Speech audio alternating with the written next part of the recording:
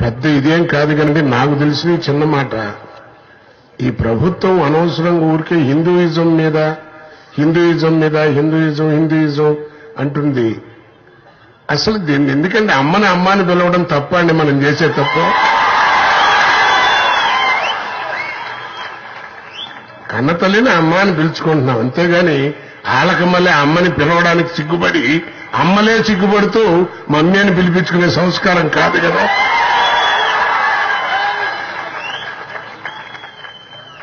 అసలు ఏంటి హిందుత్వం, దీని గురించి హిందూయిజం మీద ఎందుకు ఇంత రివల్ చేస్తున్నారు నాకు అర్థం కాదు. బేసిక్ గా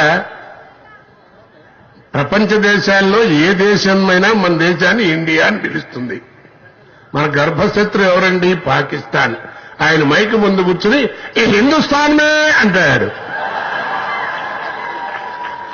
మన గర్భశత్రువే హిందూ దేశం అని ఒప్పుకుంటుంది. ఇంకెందుకని దీని గురించి డిస్టర్బెన్స్ అనవసరంగా? పిచ్చోళ్ళు కాదు, పిచ్చి మాటలు కాదు.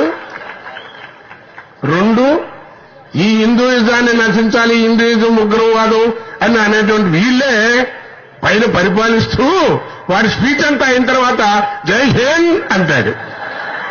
మరి అదేంటో నాకు అర్థం కాదు. మరి ఇది దేశం కాదు, హిందువులు మాట్లాడకూడదు, హిందుత్వం డామినేట్ చేసేప్పుడు మరి నువ్వెందుగా ఈ జై హింద్ అంటున్నావు?